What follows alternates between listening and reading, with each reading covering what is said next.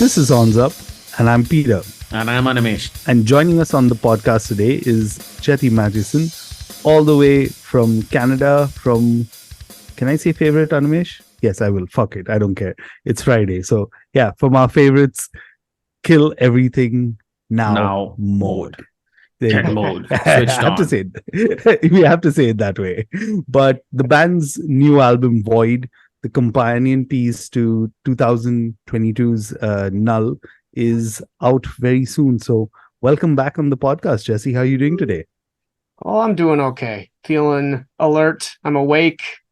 It's not the worst day. It's Friday, which is usually a little bit better of a perspective on everything than say Monday. And I get to leave on tour in a week, so I guess I shouldn't complain too much. How are you guys? We're okay. It's Friday night for us, and we've chosen to talk to you rather than make the most of Friday night. So that goes to show. I mean, thank you. At least you gave us something to do on Friday night.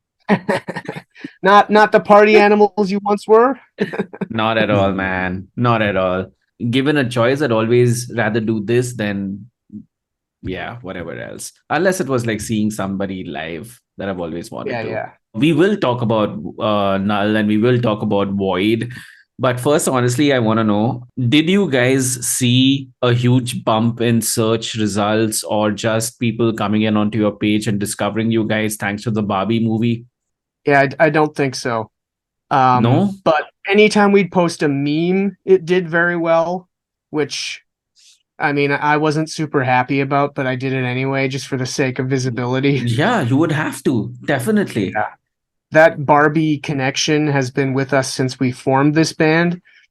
And it's obviously never been a real connection, but like metal and hardcore dudes across the world have used that as an excuse to hate us and not listen to us because of it since 1999. So really? Hating? They think the name sucks. We must be a bunch of expletives, and I'm never gonna check that band out. Like, fuck. They need a life. Cool, dude. It's part of what a lot of people have said, like, yeah, you should lean into it, do like spoof style merch, and like, as much as I do think some of that would sell because it is funny, I don't have the bandwidth to deal with that. I don't wanna do parody merch. We're not that kind of band. Dude, no, so maybe not parody merch, but maybe like lean into it the way Mortal Kombat leads into gore, or rather, and Peter, we will share this with Jesse. In fact, why don't I share my screen and show it to you right now? We have this one Indian band, okay, that is a grindcore band called Gutslit, and one of their best selling pieces of merch, I think it is their best selling pieces of merch for sure, is a pink unicorn t-shirt. I think you need to share it. Yeah. For better context. Check this shit out. I would love to wear a Ken mode shirt that takes the Mickey out of something candylicious. I know because there's also a connection to the game Street Fighter, because there was in one of the versions a Ken mode. A Ken mode, yeah. How you turned into Ken. And we leaned into that like 13 years ago, made a shirt, and it sold horribly. So we've been soured on that concept ever since, unfortunately. But now I mean, if we were a full-time band that was concentrating on selling merch above everything else and touring all the time, I'd for sure take advantage of this. But at this point, when I'm juggling working and doing rehab, because I had hip surgery back in May. Oh, like, damn. I don't have the energy to do like rush orders of corny Barbie merch for Ken. I just don't care. Yeah, I completely understand where you're coming from. Alrighty then, let's get to it. Let's talk about Void. Written and produced at the same time as NULL during the pandemic, recorded by Andrew Schneider in the fall of 2021. 2 years later, the album's finally getting released. Excited, nervous, happy? Yeah, I'm happy to finally have it out, because it's weird to have made a batch of material and have it sit for 20 months before anyone can hear it. Also, there's an element of I feel like I was never really able to move on from this batch of material because this wasn't out yet, and we Okay. have to prepare a whole new album cycle, and we have touring coming up. It's just for my own personal sanity, I need to be able to write music, and I've kind of felt like this has been that roadblock to starting again.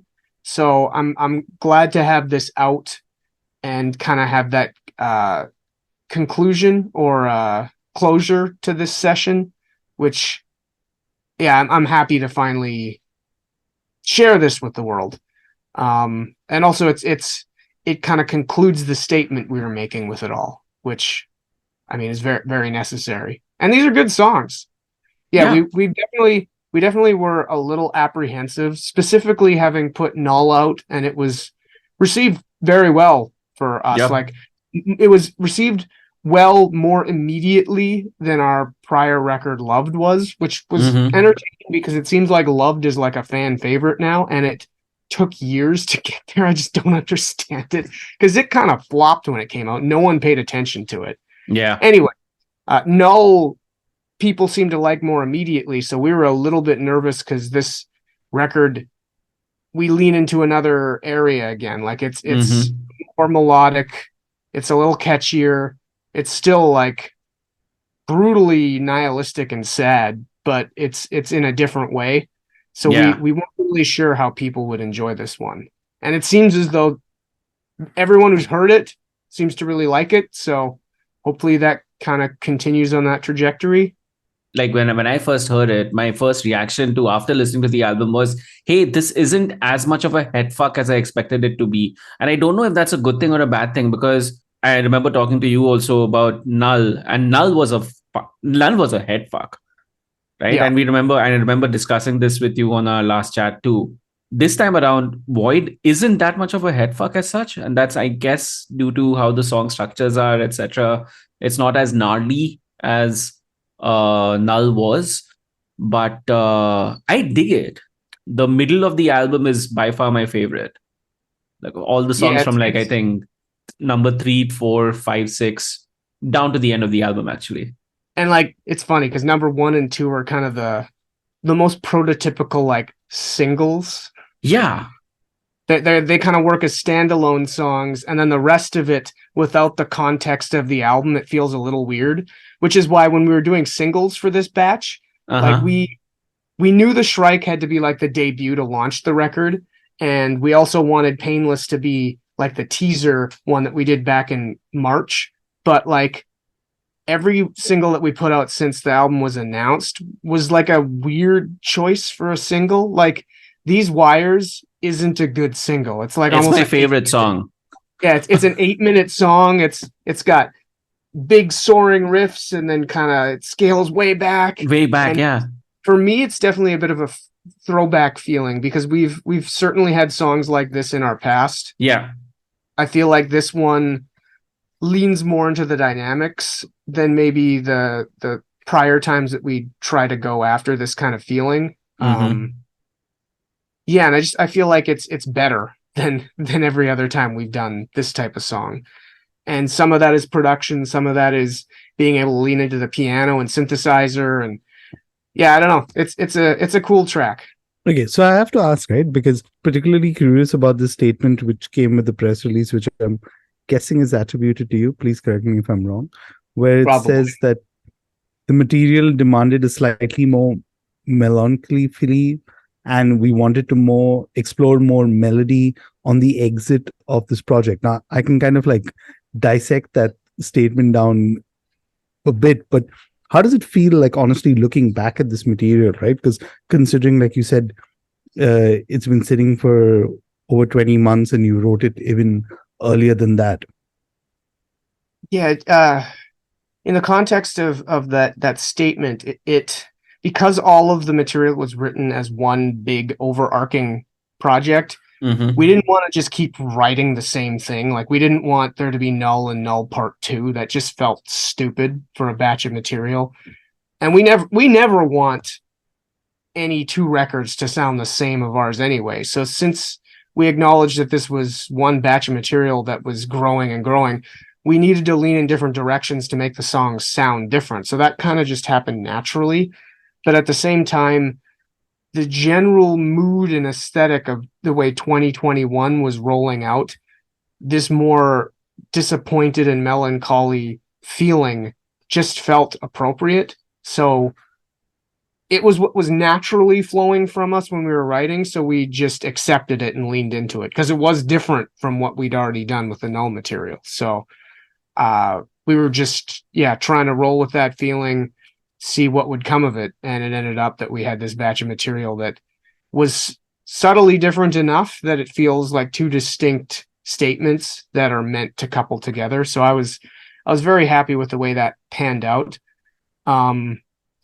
In terms of how I reflect on it now, I don't ultimately know where we go from here, because when we were writing it, the NULL material felt more like where we were at, and then Void is kind of a reaction to it.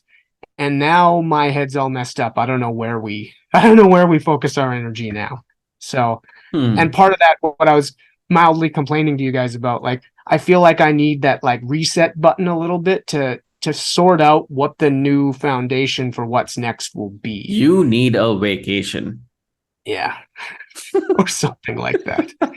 Or, you know, I was going to say tacos, just saying. Yeah. Or just, go on tour and then do it again. And do it again. When you have a piece of material that's sitting with you for so long, how do you overcome the want to just go back and tinker with it again? That is the nice thing about recording albums with producers and having like the mastering be done. There is no going back for us. When we mix things, at least it's been every record since our Mennonite record we've done with producers who don't live in Winnipeg. So when we mix it, the mix is final because they mix it through an analog board. You can't tinker after it's done. There's no in the computer messing with this little track. Like it's done. You have to make that decision in the moment. That is the piece of art. That is the statement. We're finished. So thankfully there was none of that. There was no reflecting, oh, maybe we could tweak this. It was done. January 2022, Void was in the can. The artwork was done, mastered, delivered. No more thinking about it till we have to relearn these songs. Okay. Did you, so in the last year, ever since like Void has been delivered, did you end up sharing the songs or the album with anybody, like close friends or people whose opinions maybe matter to you, etc., etc.? Very few people. Very few. Okay. Did their reactions mirror the kind of reactions you're getting when you're talking to people who've heard the album today? Yeah, I think so. The few people I played it for, some actually enjoyed it even more than NULL, and I think it's because it was more immediately grabbing. Yeah, it's been interesting seeing the reaction to these songs so far, because we honestly, after NULL came out, like I said, we weren't sure how it would go over. And we've been getting some pretty kind words from some people we respect. So it'll be interesting to see how everyone absorbs it when it's out next Friday completely. But I mean, ultimately, I don't care. It's going to be out. I still like the songs. If anything, getting to revisit them, I'm looking at them in a little bit of a new light for what it is in being a different album and not a bad choice to come after NULL. And it does give us a bit of a fresh start for how we approach things next. Unless we decide to go even more melodic, then it'll seem like more of the same. So I can't do that. Okay. Alrighty. So on that note, let's give our listeners a taste of the album. Which song do you think best represents it, and why? Oh man, I don't know. That's tough. They're all pretty different. Yeah, right? I mean, you could throw on These Wires since you mentioned that's your favorite already, and it does show some of the melodic flex and you're going to understand a little bit more about where we're coming from because of that. It's not a bad choice. Cool. So here it is. Here is These Wires.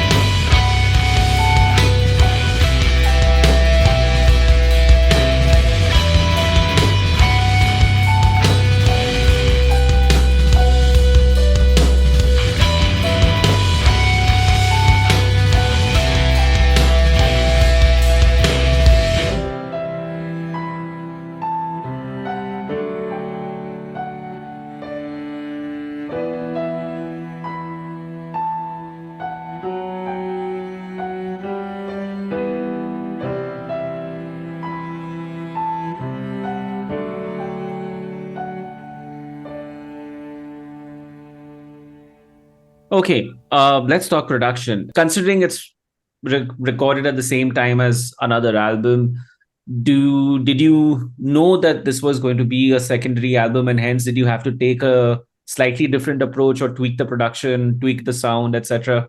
for this one?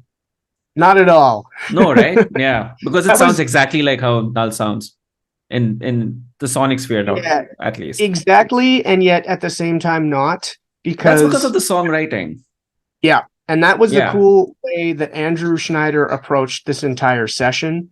Um, he wanted to make a point of every song having its own personality. So when we Uh-huh. divided all the songs up, how the album would feel would depend on which songs were chosen. So yeah, I do feel like it sounds different from Null. You can, if you're paying attention, you can tell it's from the same session, but you wouldn't think that it's just more of the same, because the songs themselves are different enough that like the production choices really, I feel, almost shine more on Void than they did on Null, because Mm-hmm. there's some, like on a couple of the songs I inserted acoustic guitar that kind of supplements the electric guitar, and that gives it a completely different feel. And there's more piano on this record, and Yeah. we definitely, there's more stringed instruments. There's cello on I think 3 tracks for this one, and there's some violin on A Reluctance of Being. It's, yeah, there's more additional instrumentation, and just the variety, I think, in some of the production choices where the dynamics are a little bit more extreme on Void.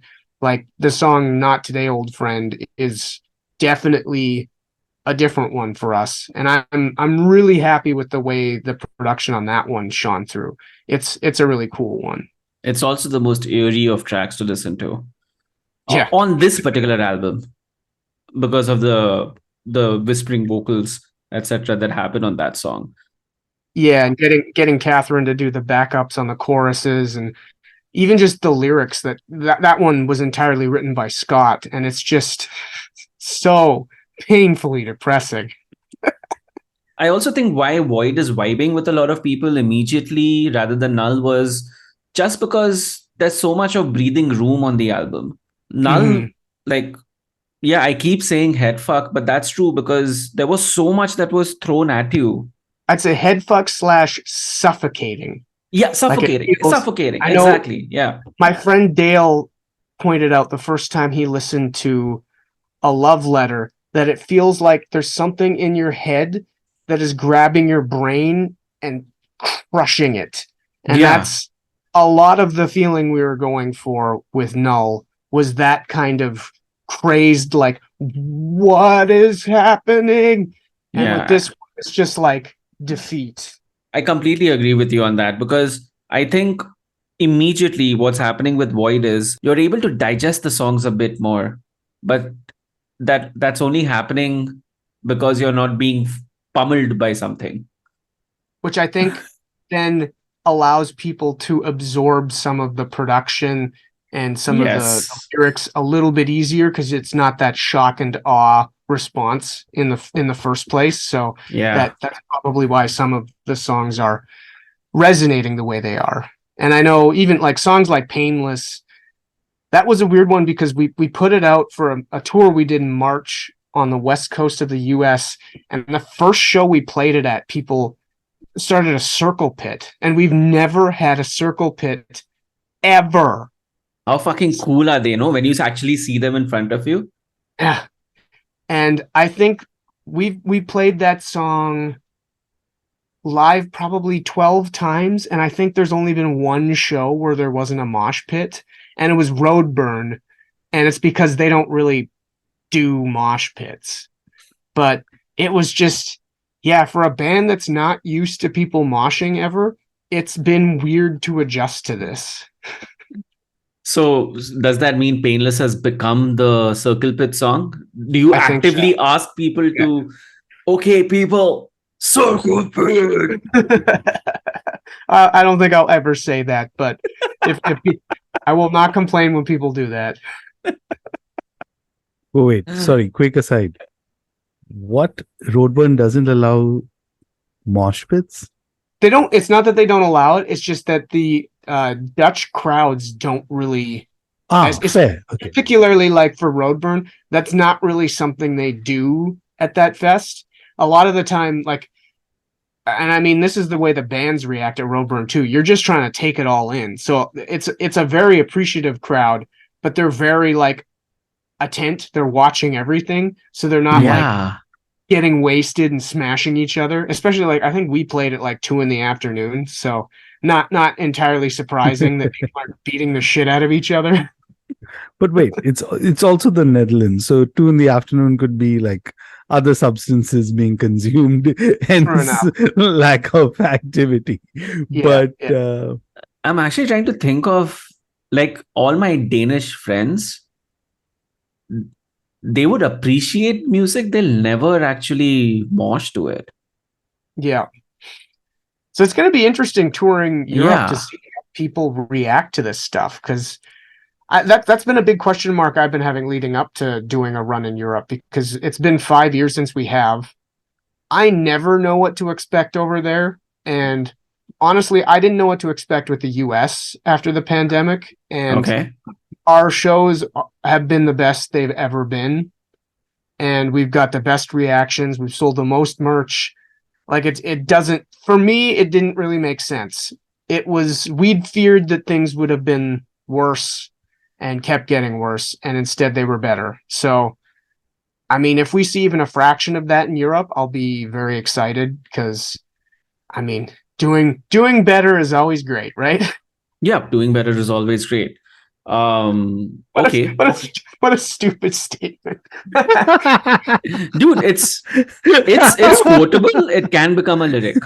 Yeah, you should put that as the caption for this podcast. Doing better is always great. Doing better is always great. Dude, if that line would have been said by like somebody like an Elon Musk or something, it would have become this year's productivity hack. Yeah. Or it would be trending all over, whatever the fuck he's calling the website. Yeah. Sorry, I get to say it. But actually that's a very interesting thing that you brought up, right? And I don't want to get into the tour talk as yet, but is that something you've noticed in the past? Just the contrast between audience thing, and especially considering the music that you play, right? Because it's not something, I mean, like, I don't know, it'll be strange to listen to Ken Mode live, I have to be honest, and just kind of take that in, because just primarily for the last decade or so, I've been listening to all of it on my headphones, right? So it's a very reflective process in there. But is that something you've noticed across, or is that a commonality that you've seen, at least with listeners, and just the response to the kind of music? Yeah, historically, we've been a band that when people see us, they kind of stand there and take it in. And that's what me commenting on people moshing to Painless, like, since Catherine joined and we've been touring, we've been laughing at the fact that people mosh at every show now. And we told her that, like, this is strange for us. We've been a band for now 24 years and people don't mosh to us. And she said, well, I don't know. People have been moshing at every show since I joined. It's like, Catherine, you don't get it. This is weird for us. Like, super weird. This is what happens when you add a fourth member. Yeah, apparently. I mean, I see what you're doing, Animesh. Uh-oh. Is there some inside joke I'm missing here? No, okay, wait. Let me out of it, because Animesh will not say. Animesh is playing a show in 5 days, and this is going to be the first show his band has a fourth member. And I'm going to be moshing in there also, probably. Maybe. But I always mosh. I've been always moshing to his band. Yeah, but thankfully, we've been like, I don't know what happened. We've been in existence now for around 12 years. And the first few years, nobody gave a fuck. No reactions, nobody's moshing, nothing of that sort. And then we took a hiatus, the band kind of dissolved, and then we came back. And then suddenly now everybody moshes to the songs. Yeah. Weird. Like, yeah, whatever. I don't think it necessarily has anything to do with Catherine being in the band at this point, but I think a big part of it is, I think, directly linked to the pandemic. And I've said this in other interviews in the last couple weeks. Just, I think over the last 10 years, people had kind of stopped going to shows. We had a generation of younger people who were choosing streaming platforms over going to venues and seeing live music.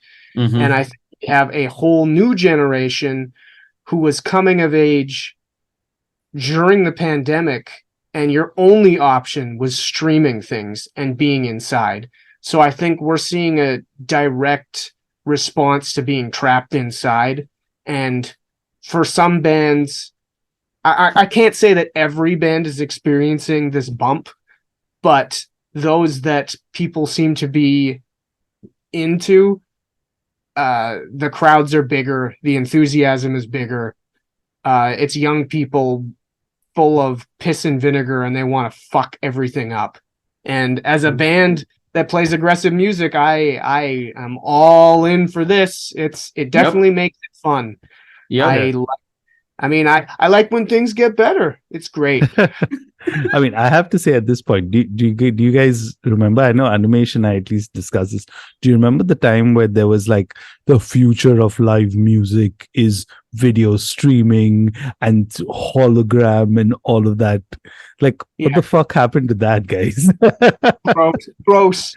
And instead, I mean, you're still seeing some weird shifts in live music, where like there are a lot of bands that are playing everything to backing tracks now. Yeah. But oh fuck! Don't get me started. I mean, like, come on, listen. I think the only people enjoying the most out of that is Blabbermouth and all those fucking other gossip rags or whatever you want to call them, right? Because it's like every day, all they do is like, okay, this person said backing tracks are bad. This band said is good, but I don't know, man.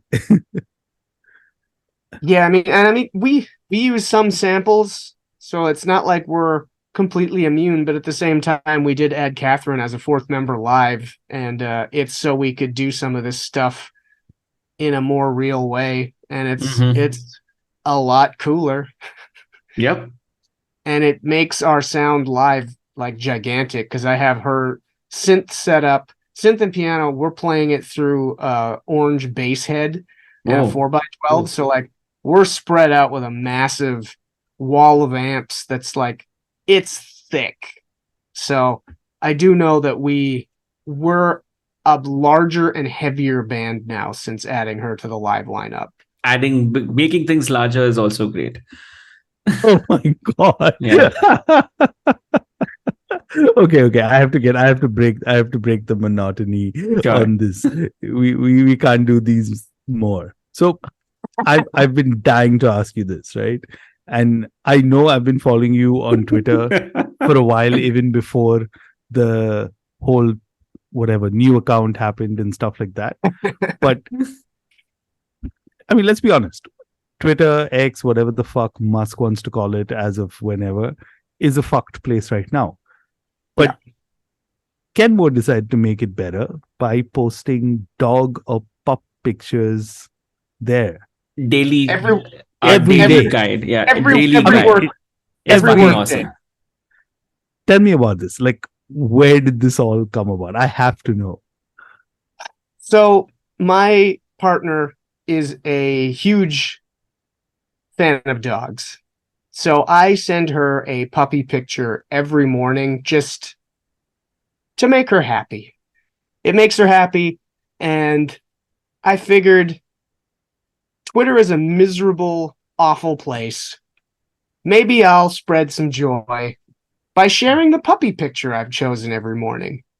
So I just started doing it, and now it's a part of my routine. I'll source the picture, send it to her, share to Twitter, share to Threads, even though nobody goes to Threads.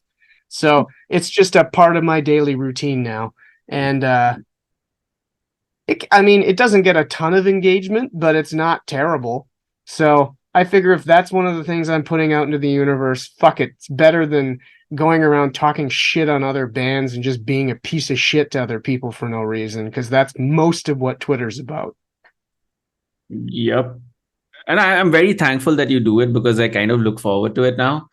Also, because it's I mean, come on, man. Like you were telling me right at the very beginning before Peter joined in that some people don't like it. What have been these kind of like Who are these who guys? doesn't like this? Yeah. I don't know. Just people who are overly cynical, I guess, thinking that we're a bunch of Joker tryhards. I don't know. Who cares? They're not worth thinking about. Brilliant answer. Okay, so from Twitter, let's now move into talking about your upcoming European tour. First up, and only because it's you, I must ask, I must clear this confusion in my head. Is it Fang? Is it Fange? How do we actually Okay. pronounce that?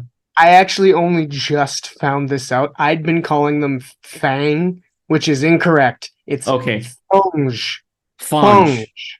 They're Yeah. French, so I think it makes sense. Yeah. Yeah. Yeah. Okay, But cool. I also found out that it's Fange means like kind of a mucky, concentrated shit type substance, like bottom of the barrel, disgusting grime. That's Fange, which is really cool. It doesn't sound like that at all, especially Yeah. when you say it with the proper accent. Okay, Yeah. so it's a curious Fange. pairing. How did the two bands meet? How did this tour come about? So the singer Matthias runs a record label called Throat Ruiner Records, and Mm, he also runs Death Wish Europe. okay. So we've known Matthias for well over a decade now. He did the European pressing of our Venerable record, and I've just generally been a fan of his label ever since. He puts out incredible material. Um, a lot of French bands from like kind of the entire spectrum of extreme music. So when he started Fange, I was all in immediately. They Mm-hmm. were a sick band, and this album that they put out this year has been attracting some attention in Europe. So when we were pitching ideas of bands to go out with, we pitched Fange, and our agent was excited at the notion. So we got in touch with them, and they wanted to do the thing. So we get to spend 3 weeks with them, which will be, I hope, a lot of fun. They seem like great guys, and I mean, I'm really looking forward to getting to hang out with Matthias, especially for a couple weeks, because we usually only see him like for a day at a time when we go to Europe. So, and he's an interesting character, has great taste, and has that entrepreneurial hustle, which I love Hmm. about him. So, yeah, it's going to be cool, and I think the two bands fit well in a very different way, which will be like an oppressively heavy tour. Hmm. Okay, so in those 3 weeks, what are the various kinds of foods that you're looking forward to eating? I have no idea. That's a tricky thing about Europe because we a lot of the time don't have any power over what we're eating. A lot of Uh-huh. and that is a big difference between touring in Europe and North America.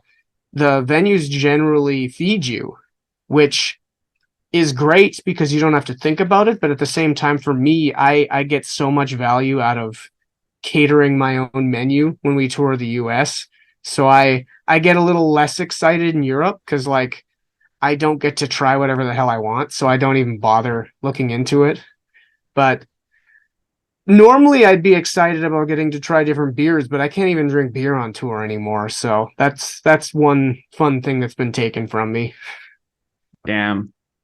Okay. What? Why? I've noticed alcohol affects my voice, even Ah. if I have one drink. So it's not worth it. As much as I love having that one drink, if it's going to make it so my singing has issues, like I'll just drink tea. That's fine. I'm the tea boy. Are you a flavored teas kind of a person? Like different flavors? Do you enjoy that? Not well, not really, but honestly, I got into this. It's a company called David's Tea that does this one type of. It's called Throat Rescue, but it's got like licorice root, fennel, mint, like all the classic things that are good for your throat. But it's a concoction that they came up with that I noticed worked extremely well in me maintaining my voice. So now I call it my magic feather, like in the Dumbo movie. So Nice reference. I have to have that every show now and every practice. And like I've been able to maintain my voice as a result of it. So T it is. That's good. Okay, and anyway, from what we looked up your schedule, tacos are anyway going to happen post October, right? So that's not going to be a problem. So hopefully we'll get something on the West Coast when we're out with Baroness. We'll be able to get something good. okay, but what can fans expect from the set list from your upcoming tour, at least both in Europe and North America? We'll probably, I mean, the last few years we've been leaning into mostly newer material. I've actually been talking about this a fair amount too, that we're in a lucky spot with the fact that we've never really been very popular. We don't have like that one record that everyone is into. So we've been noticing that it's really just the last 3 records that have been getting the best reactions live, like songs from Loved, songs from NULL, and as we've been debuting songs from Void, like they've been going over really well. So, and I mean, from an artistic standpoint, that's all you could ever hope for, is that people want to hear what's new and they are into what's new. So we've been slowly stripping old songs from the set list because they've been falling flat, which is kind of wild. Like they were always the ones that people reacted to the most. And with this new generation, they don't give a shit. So like in Trench, I'm cool with not playing those songs. I don't want to play those songs. They're over 10 years old. They're not who we are now. So I'd rather play songs off of Void that people enjoy and that I have copies of that LP to sell. So yeah, we're leaning way more into, especially, well, it's basically material since Scott joined the band. So Success onward are kind of more our focus live, which just kind of naturally makes sense. It's material that we all like playing together more. And especially since Catherine joined, like we want to play songs where we can flex the 4-piece. And if we're not doing that, like what the hell's the point? We adapted a couple old songs, added synth parts, but like the newer songs are meant to be played that way, so they sound better. So we're just leaning into it, and I'm glad the crowds seem to be enjoying it because it's more fun that way for everyone. Super. Okay, so I know you've mentioned, and this is where I was talking about dissecting the statement that came in the playlist. So I mean, in the press release, and it mentioned exit of the project. Now, I don't want to be reading too much into this, but what's next for Kenmode? What did that allude to? Didn't really allude to anything other than the closure of the pandemic focused material.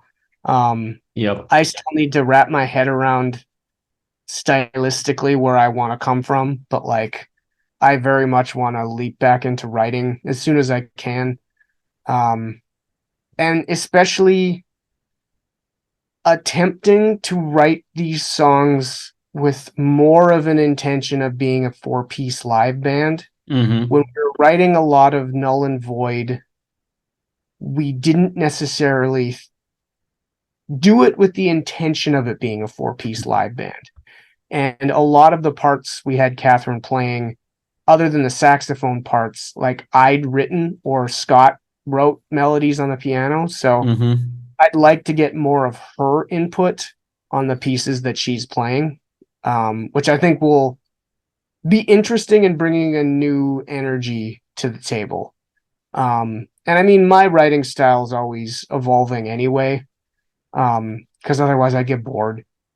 So yeah, I'd like to explore that a little more and see genre wise what we blend in there. Like I know the last couple of years I've been listening to more like avant-garde black metal, seeing how that can filter through my stupid brain into our stupid songs.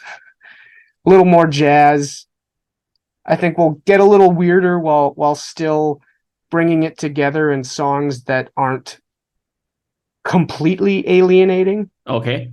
On that note, just to pickle your brain a little bit, when you do get into writing mode, do you end up writing like to release? Do you end up writing to express, or do you end up writing to make people, or have some sort of an impact or effect on people who are listening to it? Yeah, the only reason that came up was because you mentioned avant-garde black metal, and immediately my mind first went to liturgy for some reason. And then I was like, fuck, what if we hear hyper blast beats along with your guitars? That would sound fucking cool. Shane hates blasting though, so we'll end up adapting it to something else.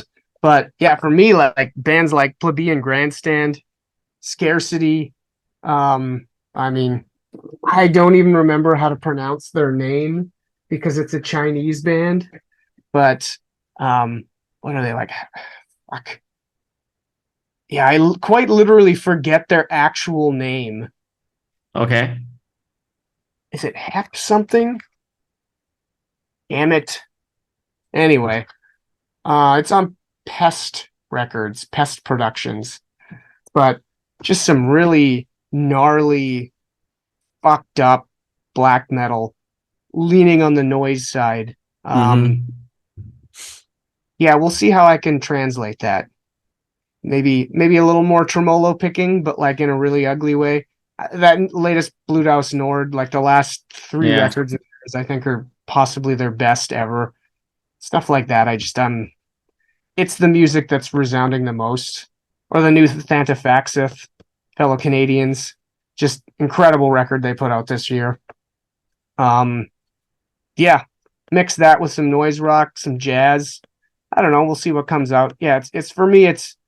I don't think about the reaction from people. It's more scratching the creative itch for me and being proud of something we're making. Because if I'm proud of what we're making, I'm for sure our harshest critic. Because I'm trying to please myself. If other people don't like it, that's fine. But I like to think that we're able to execute it at a level that other people will care at this point in our career. But I mean, if we lose everyone and I'm still happy, that's cool too.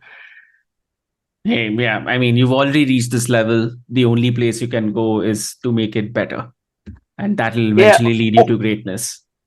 Or we just dive bomb it and everyone hates everything we do. I mean, who cares? If that's the case, I mean, as long as we're proud of it, unless I got like a brain injury or something and all of a sudden we became terrible and that's the reason.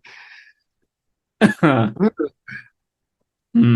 hope that won't be the case. No, that won't be the case. That certainly won't be the case. Okay, cool. I think this was a great chat.